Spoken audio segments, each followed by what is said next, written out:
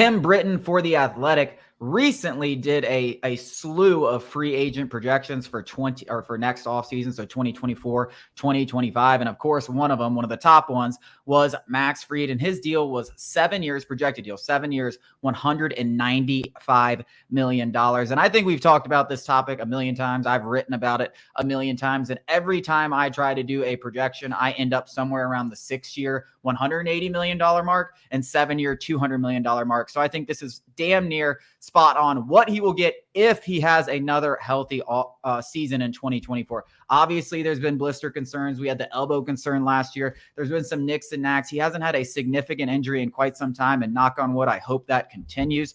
But if he stays healthy, I think it's going to be in that 6-7, around $200 million range. And the question is, will the Braves be willing to bat in that ballpark?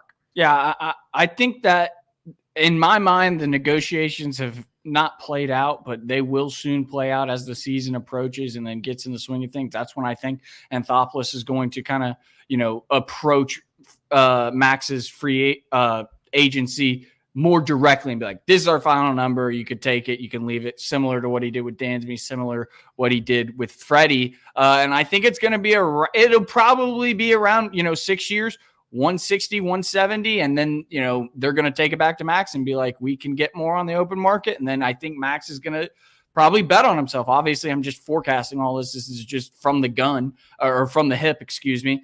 So I think that Braves fans' best hope is to get it done before he could potentially test free agency. Because if he tests free agency, the red carpets, the dollar signs. We've seen that song and dance. We've seen that song and dance, especially for a team like the Braves. As you mentioned, they've come up with pretty much flat offers for Freddie Freeman. And they're fair offers. Like, they're not cheap. They're not, the Freddie. Dansby's wasn't.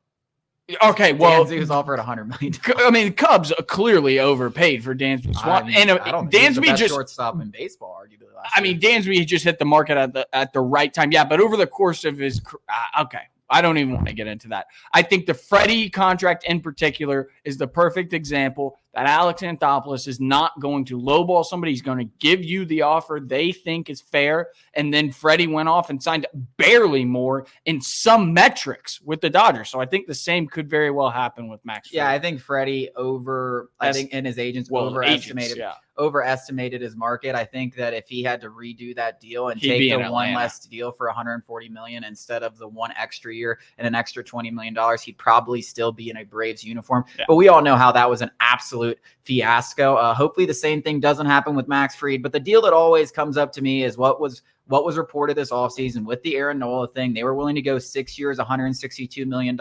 Obviously, the Phillies upped their offer to 7 years. I just do not see why they wouldn't do the same thing with Max Fried. The only thing durability is the only thing. But outside of that, Max Fried has been better than Aaron Nola in just about every metric. Max Fried, I think, is a better pitcher than Aaron Nola. So maybe he doesn't want to take 6 years, $162 million. But like you said 6 years, 160, 170. I think that offer will be on the table for him. At worst, it's 6 years, 150. And if they don't want to, and if he doesn't want to take it, he hits free agency, which he might want to hit regardless. He deserves it. Yeah, I mean, he deserves the opportunity to kind of see what's out there. And it's in a similar vein, kind of, switching sports with the Falcons and Kirk Cousins. Kirk Cousins wants to see what's out there. Like, the curiosity of these guys, especially for a guy in Max Fried who has never tested free agency. He hasn't pitched for another organization. Well, he was traded, but, in the pros, has not pitched for another organization. The curiosity is probably spinning at least a little bit. As we've said, these kind of opportunities are really only exist in baseball for one. You get one chance. Yeah. This is going to be his only chance to be courted. Literally, it will be his only chance to test free agency. Courted by every team in baseball and get the highest. And kind of go into locker rooms, facilities, and see what else has there to offer. Obviously, Atlanta is a world-class organization, but it's far from the only world-class organization in sports, and the Dodgers are surely expected to be suitors.